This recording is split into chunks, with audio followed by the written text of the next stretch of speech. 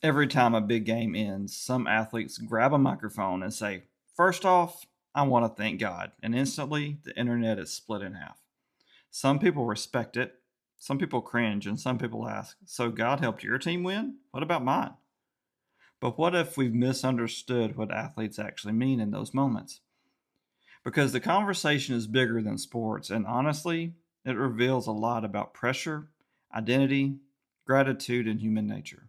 This is Red Letters Rewind.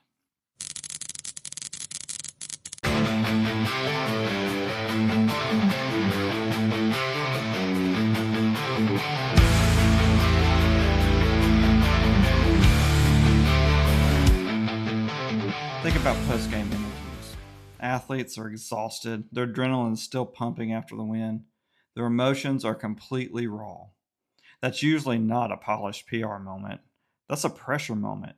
And when pressure squeezes people, what's deepest inside them usually comes out.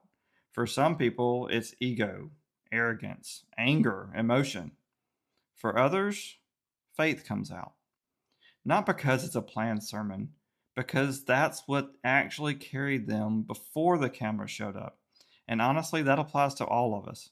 Pressure exposes what we really trust, not what's posted online, not what we pretend to value, what actually comes out when life gets hard. Think about your own life for a second.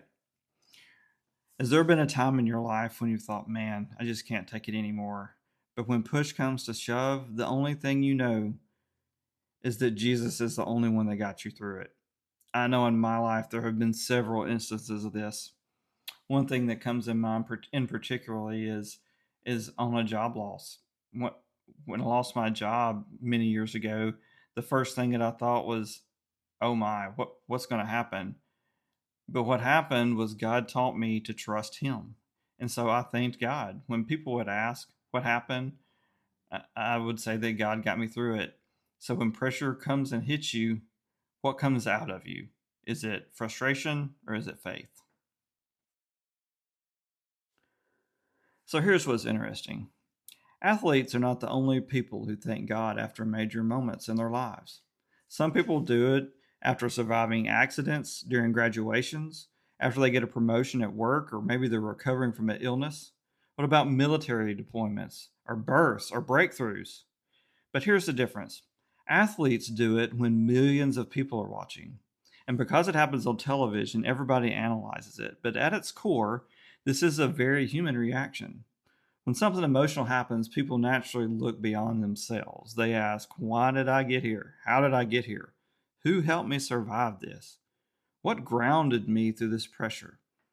Athletes are just answering those questions publicly.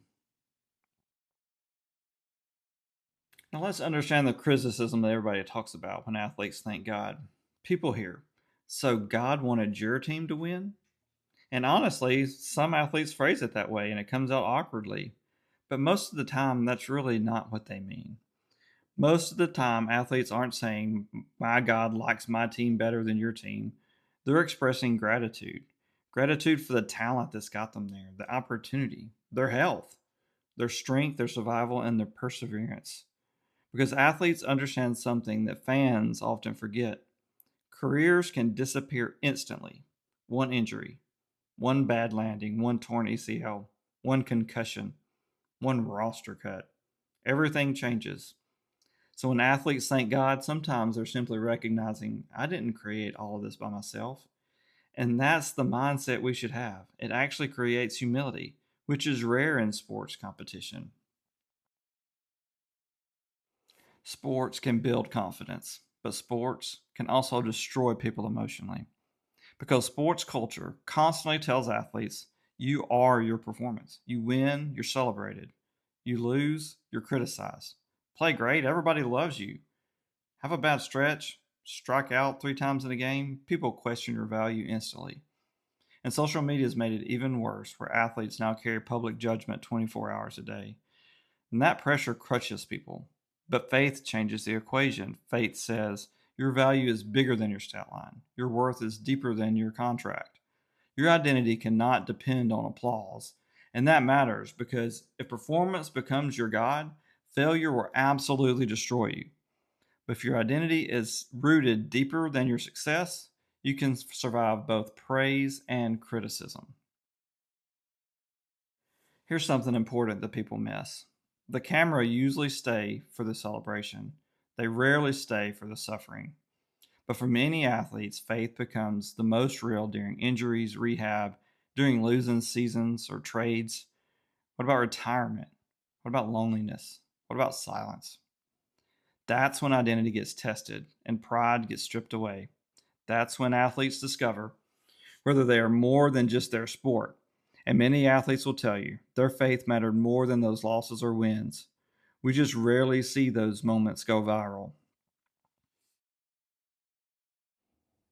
Most athletes don't suddenly become spiritual after a championship. Those habits usually happen years earlier in homes with parents and grandparents, in small churches during hard seasons, during early morning workouts that nobody saw.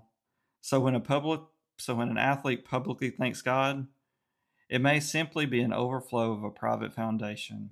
And honestly, that's true for everybody.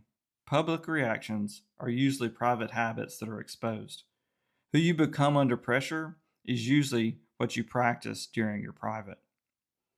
Character is always going to show up eventually. There's going to be times in your lives when things are hard, when things you struggle, when it's not going to happen for you, when you get cut from a team, when you throw 5 interceptions in a game. But you know what? If you let those stats define you, it's going to crush you.